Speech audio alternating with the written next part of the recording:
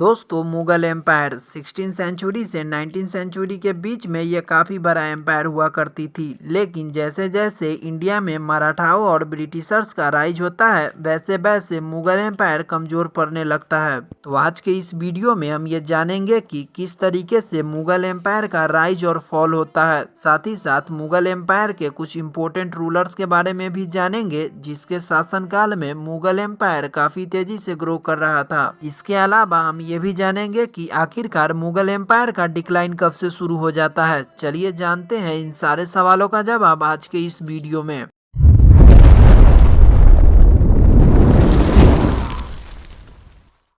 तो दोस्तों बेसिक से शुरुआत करते हैं। तो पहले जितने भी डायनेस्टी इंडिया में स्थापित हुए हैं उन सभी के रूलर्स का सिर्फ एक ही ऑब्जेक्टिव हुआ करता था जो कि दिल्ली सल्तनत के ऊपर अपना कब्जा करना था। दोस्तों दिल्ली सल्तनत पूरे इंडिया का सेंटर पावर हुआ करता था, इसलिए जितने भी रूलर्स इंडिया में थे उन सभी का एक ही ऑब्जेक्टिव था जो कि दिल्ली सल्तनत के ऊपर कब्जा करना था। दिल्ली सल्तनत को साल 1206 में कुतुबुद्दीन ऐबक के द्वारा स्थापित किया गया था और मुगल एम्पायर के स्थापित होने से पहले उसके ऊपर लोधी डायनेस्टी का कब्जा था। तो दोस्तों अब हम मुगल एम्पायर के ऊपर चलते हैं। तो मुगल एम्पायर को साल 1526 में मोहम्मद जहीरुद्दीन बाबर के द्वारा फाउंड किया गया था। दोस्तों बाबर उज्बेकिस्तान के रहने वाला था और उसके फादर के मरने के बाद उसके रिलेटिव्स उसके ऊपर हमला कर देती है जिससे वह भागकर अफगानिस्तान आ जाता है। अफगानिस्तान में एक छोटा सा रूलर बन के रह जाता है। दोस्तों बाबर का शुरुआती मोटिव यह था कि कैसे भी करके बहुत से बेल्ट हथियार और एक बड़ी आर्मी के साथ अपने पहले वाले थ्रोन को वापस ले। उसका ये कोई मोटिव नहीं होता है कि वह इंडिया पे रूल करे। लेकिन दोस्तों सत्ता के लालच में आके लोधी डायनेस्टी के पंजाब के गवर्नर दौलत खान लोधी साल 1523 में इंडिया में बाबर को इनवाइट करते हैं और दौलत खान लोधी यहाँ पर यह सोचता है कि बाबर का मोटिव सिर्फ बेल्ट को इकट्ठा करना है और इससे बाबर को उसका अपना काम हो जाएगा और मैं दिल्ली के ऊपर अपना कंट्रोल कर लूंगा। और फिर जाकर दोस्तों 1526 में पानीपत की पहली लड़ाई होती है जिसमें बाबर और लोधी डायनेस्टी के रूलर इब्राहिम लोधी के बीच भारी लड़ाई होता है। इसमें बाबर इब्राहिम लोधी को बुरी तरीके से हरा देता है और इसके बाद दौलत खान अपना हिस्सा मांगने बाबर के पास पहुंचता है। तो बाबर उसे उसके हिस्सा देने से मना कर देता है क्योंकि बाबर यह कहता है कि यह सभी हमारे ही पूर्वज के रियासतें हैं। क्योंकि दोस्तों बाबर तैमूर का वंशज था और इस लड़ाई के जीतने के बाद बाबर अब यहीं पे नहीं रुकता है बल्कि वह लगातार 4 सालों तक लड़ाई लड़ता है जिसमें 1527 में वह मेवाड़ की लड़ाई लड़ता है जो कि बाबर और राजपूत के बीच हुआ था और इस लड़ाई में बाबर राजपूत के रूलर राजा संग्राम सिंह को हरा देते हैं। फिर इसके बाद दोस्तों 1528 में चंदेरी की लड़ाई और 1529 में घाघरा की लड़ाई होती है और इन दोनों लड़ाई में भी बाबर जीत जाता है। फिर जाकर 1530 में बाबर की डेथ हो जाती है और बाबर के डेथ के बाद उसका अगला रूलर उसके बेटे हुमायूं को बनाया जाता है। दोस्तों हुमायूं काफी ज्यादा पढ़ने का शौकीन था और वो अपना ज्यादातर टाइम किताबों को ही देता था। दोस्तों हुमायूं इतना ज्यादा पढ़ने का शौकीन था कि अगर वह आज के दिन होता तो वो यूपीएससी और आईआईटी जैसे एग्जाम्स को भी क्रैक कर लेता। और दोस्तों बाबर के मरने के बाद बिहार के सासाराम में सूरी डायनेस्टी का राइज हो रहा था और फिर 1539 में हुमायूं और सूरी डायनेस्टी के रूलर शेर शाह सूरी के बीच एक बड़ी लड़ाई होती है जिसे आज हम बैटल ऑफ चौसा के नाम से जानते हैं। दोस्तों इस लड़ाई में हुमायूं हार जाता है और फिर से जाकर 1540 में एक और लड़ाई होती है जिसमें शेर शाह सूरी हुमायूं को फिर से हरा देता है।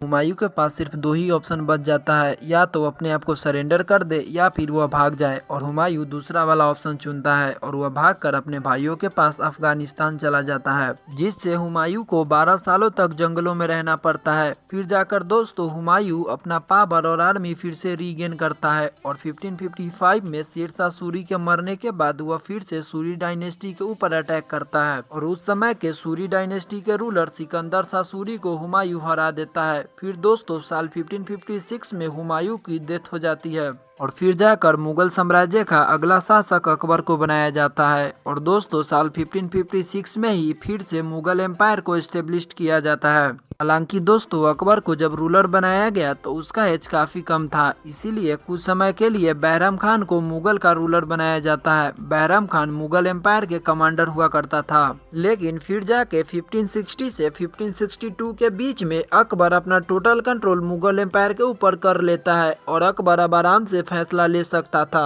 दोस्तों, अकबर को मुगल एम्पायर के ब्राइट स्टार के रूप में देखा जाता है, क्योंकि अकबर ने हिंदुओं का भी दिल जीतने का कोशिश किया था और अकबर यह जानता था कि अगर उसे इंडिया में काफी लंबे समय तक चलना है तो उसे यहाँ के हिंदुओं को भी खुश करना होगा। इसीलिए अकबर राजपूतों से दोस्ती करने लगा और इस दोस्ती को और भी ज्यादा गहरा बनाने के लिए अकबर ने राजपूतों के लड़की से भी शादी की। इसके अलावा अकबर ने हिंदुओं के ऊपर लगने वाला टैक्स, जिसे जजिया कहा जाता था, उसे भी खत्म करवा दिया। और दोस्तों, इन्हीं सब वजह से अकबर अपने शासन काल में इंडिया के अलग अलग टेरिटरी के ऊपर कब्जा कर लेता है और साल 1601 तक वह ऑलमोस्ट पूरे इंडिया के ऊपर अपना कब्जा कर लेता है, जो कि आप ये स्क्रीन के ऊपर देख ही सकते हैं। और इसी बीच दोस्तों, साल 1576 में बैटल ऑफ हल्दी घाटी होता है, जो कि राजपूत के तरफ से महाराणा प्रताप और मुगल के तरफ से अकबर के बीच लड़ाई होती है। और दोस्तों, इस लड़ाई में राजपूत की हार हो जाती है। फिर जाकर 1605 में अकबर की डेथ हो जाती है और उसके बाद उसका अगला रूलर उसके बेटे जहांगीर को बनाया जाता है। दोस्तों, जहांगीर का कोई ज्यादा अचीवमेंट्स नहीं था।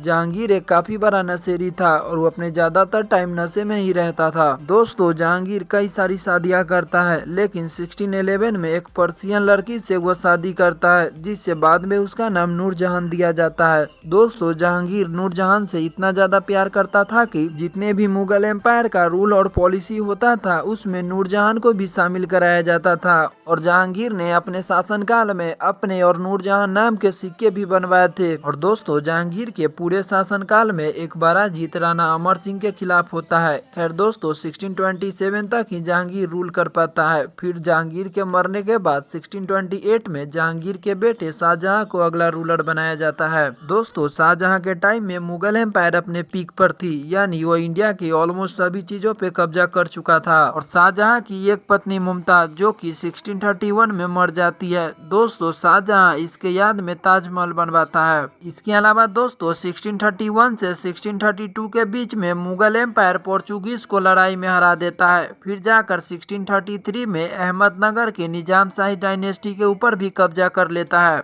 और 1636 में बीजापुर सल्तनत के ऊपर भी अपना कंट्रोल कर लेता है। और दोस्तों, जहांगीर के टाइम में आर्ट्स और कल्चर को काफी ज्यादा बढ़ावा मिल रहा था और शाहजहां के टाइम में भी इसे आर्ट और आर्किटेक्चर के ऊपर भी काफी ज्यादा ध्यान दिया जा रहा था, जैसे ताजमहल, लाल किला और भी एक्सेट्रा। और दोस्तों, इसके बाद कुछ ऐसा होता है जो कि मुगल इतिहास में ऐसा कभी नहीं हुआ था। कुछ समय बाद जाकर शाहजहां के बेटों में रूलर बनने के लिए अपने आप में ही लड़ाई शुरू हो जाता है। फिर जाकर दोस्तों, साल 1658 में शाहजहां के एक बेटे औरंगजेब मुगल एम्पायर का अगला रूलर बन जाता है। और दोस्तों, यह मुगल इतिहास में ऐसा पहली बार था कि कोई मुगल एम्पायर को उसको मरने से पहले ही हटा दिया हो। और दोस्तों, इन सभी के बीच में धीरे धीरे मराठा एम्पायर का राइज हो रहा था और छत्रपति शिवाजी महाराज के लीडरशिप में मराठा एम्पायर के बाद एक टेरिटरी के ऊपर अपना कब्जा किए जा रहा था। दोस्तों, मराठा एम्पायर इतना तेजी से आगे बढ़ रहा था कि उस समय के मुगल बादशाह औरंगजेब के नाक में भी दम करके रखा हुआ था। और बाद में जाकर इन दोनों के बीच में कई सारा लड़ाई होता है, पर बाद में जाकर इन सभी लड़ाई को मराठा ही जीतता है।